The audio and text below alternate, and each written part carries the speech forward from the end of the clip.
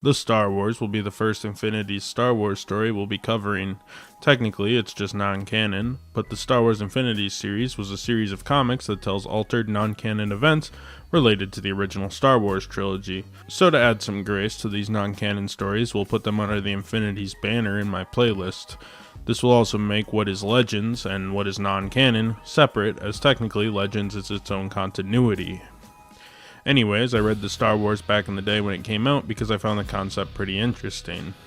The Star Wars is a comic by Dark Horse, based on a script for Star Wars that dates back to 1974 and was the first rough draft of the script completed, though the third treatment for what became Star Wars. The next draft would be the Star Wars first draft, followed by Adventures of Starkiller Episode 1, then the Star Wars The Adventure of Luke Starkiller, before that draft was revised into just Star Wars. This was the first finished rough draft though. They probably went with this one to have some more creative liberties than later drafts would allow.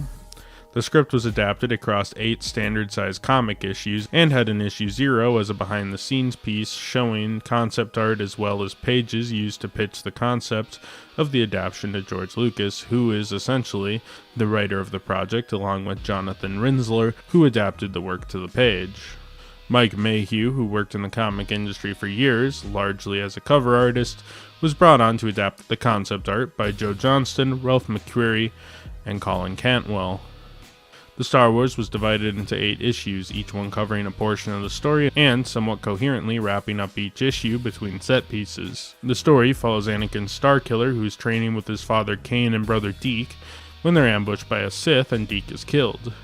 Cain realizes that he is no longer capable of training Anakin further as he's now more cyborg than man and his time is running out, so he entrusts Anakin to an old friend, Luke Skywalker.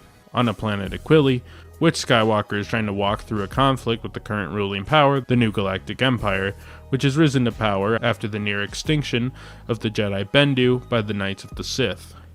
The attack on the planet is led by Darth Vader, who is trying to force the princess of the planet, Leia, into signing a treaty with the new Empire following the death of her father, the hope for the Empire being that they can harness Aquila's advanced cloning technology. They have a powerful space station that is pounding the planet, so Luke and Anakin take off with the princess and Clegg Whitesun, an associate of Skywalker's who worked undercover on the imperial capital of Alderaan. Leia's little siblings, Windy and Biggs, also tagged along in hibernation pods. Eventually, they also pick up Han Solo, who's an old friend of Cain Starkiller's on Gordon, a scummy village on Aquili. Cain sacrifices himself to save the twins since his mechanical parts could add more charge to their hibernation pods. Anyway, Anakin and Leia get kidnapped and the rest of the team head out to save them and manage to get them out, but Whitesun is forced to sacrifice himself to save the princess. The group meets Chewbacca and the Wookiees, but Leia is again kidnapped. This time, Anakin infiltrates the base, and for some reason, one of the Sith working with Vader, Knight Valerium, decides to help Anakin. Leia and Anakin escape, and Luke manages to put a final offensive on that destroys the Star Station, blowing up Darth Vader and the other members of the new Empire in the process. The comic and the script have a lot of character names and character types pulled over, for example, Han Solo, Luke Skywalker, Anakin Starkiller, Leia, R2, C-3PO, but most characters are pretty different. Luke fills more of an Obi-Wan role, but is definitely more youthful and jumps into the action a lot. Perhaps he's closer to like Qui-Gon Jinn or something. Han Solo is a bulky character with the face of Swamp Thing from DC Comics, but he's pretty close to the scoundrel we know from the films personality-wise. Chewie has a similar design, but he's not in the main cast. Anakin is very much like Anakin from the prequels, a cocky, somewhat risky apprentice. Leia is definitely a lot like Padme, very in love with Anakin for some undetermined reason, and they're attempting to capture her to get her to sign treaty rights to the new Empire, pretty much the exact same plot as the Phantom Menace. Darth Vader is here, and he's obviously not Anakin in this version of the story. He isn't a Sith Lord, and really, he's kind of an amalgamation of the original Vader and Grand Moff Tarkin. He also doesn't have his robotic limbs, those were part of Kane's character, which kind of brings me to the interesting point that this script kind of feels a lot like the original Star Wars smashed with the Phantom Menace. There isn't a lot of background except some moderately applied background.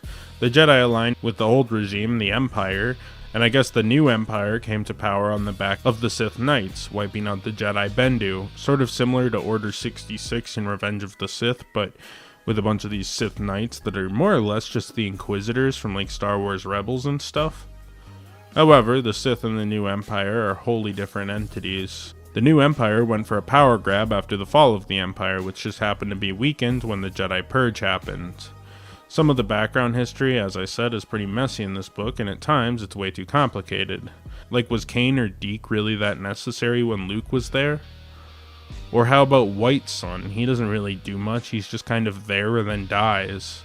The Wookiees are also a third act arrival that totally take out the space station without any training, kind of a mixture of the climaxes of Return of the Jedi and Star Wars. But anyways, somehow they managed to train them to the point where they were able to defeat the Empire in their space station, when earlier in the story, the Aquili pilots, who were apparently trained professionals, were defeated, and Aquili was brought to its knees in a matter of 3 hours, according to the script. So the Wookiees just figured out in a matter of minutes how to fly these things and destroy the overpowered space station that took out a militia that presumably trained for years. Also, the princess being captured twice seems like such an odd idea. In the final movie, they realized perhaps just make her get captured once, and it made way more sense within the context of the film. Also, there are way too many characters. On top of the main crew, I barely mentioned R2 and C-3PO, who are here and really don't do much except mumble and wander around the story. Also, I'm not sure if they didn't have the whole script, but it kind of just felt awkwardly paced at times. Like here. They established R2 is in a tree, and in the next panel, he's down. Nothing about Anakin trying to get him down. He just is down now. The simplest thing to do is just not put R2 in the tree, then I wouldn't be like, what just happened between these two panels? There are also some moments just quickly skipped through. It's very jumpy from a pacing perspective, and I think the book should have been 10, even 12 issues. I'm sure they could have built up the story a bit from what George originally wrote, too, to an extent, and filled in the gaps, so to speak. The Star Wars novels, based on the movies, typically had some supplementary material that was cut from the actual films, that can add more context or extend the scenes. So why not do that here? The story concept isn't totally awful. I think the problem is that it's just a little overly bloated in terms of concepts, and it's too short to pay them off. I suspect that's part of the reason George went through rewrites and essentially broke up the script between like all 6 of his films. When we look at the final Star Wars, they pretty much rewrote it from scratch, and that's probably in part because at the time it was next to impossible to do anything this comic shows, like, and make it look decent. Even Star Wars in 1977 seemed impossible to make, and it took a lot of leaps in technology to be able to get there. So it makes total sense that they ended up not going with this script, in part because they could then expand the story, even though the first Star Wars is relatively standalone, and secondly, because the script would be damn near impossible to adapt until at least the early 2000s. Like, imagine trying to bring this Han Solo to life in 1977. The technology wasn't there to make a character like this and make him convincing for a whole movie.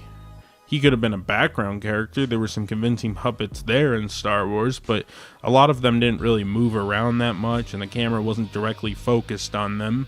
So it was okay if there were some rough edges on those characters. But Han Solo would have had to be next to perfect. He's running around, jumping, doing lots of stuff, and to make that convincing would have been very hard back in the day. I think the art is pretty solid from Mike Mayhew. I didn't like it on my first read when this book dropped back in 2014, but it's since grown on me quite a bit, and I liked it for the most part. The style is time-consuming for something like this, and it shows. In a few spots, I did notice that the art is kind of iffy, but these are mostly dialogue panels and stuff, and Mayhew always came correct on the set pieces and when it counted. Part of it is that Mayhew is mostly a cover artist and isn't really big into sequential interiors, kind of like how Alex Ross and Jim Lee are. I think dialogue panels took less time because he probably, frankly, didn't care that much, and it was about the meat of the story, not the veggies, so to speak. That was a weird analogy, but fuck it, I'm running with it. Overall, good unique art you don't often see in monthly titles, so it's nice and gives the book a memorable style to help make this presentation of the Star Wars early text script have some class and be a little more memorable than your standard comic art you would see in a monthly issue. Tonally, this book feels like something straight out of an adventure serial, and it's definitely an homage to those days, as was the final script. It may explain things like the heroic sacrifices and the capturing that you have. It's supposed to be a serial, which I think the book itself could have played up more than they did, since the outline George created early had that in mind. R2 and C-3PO in this version of the story feel like Tahi and Matashi respectively from Hidden Fortress, and is probably the biggest evidence for that comparison. Being a couple of goofballs that end up being pulled into a journey they really don't have much business in. I think like Hidden Fortress, the comic should have followed their POV more, but then it would have been fairly hard to introduce the grand story happening behind them.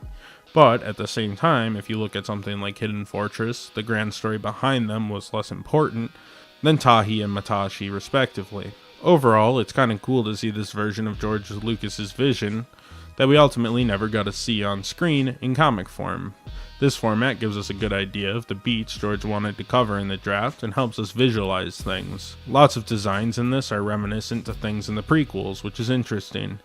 I'm sure they were similarly described, but they likely wouldn't have looked so close without the influence of the prequels kind of seeping in.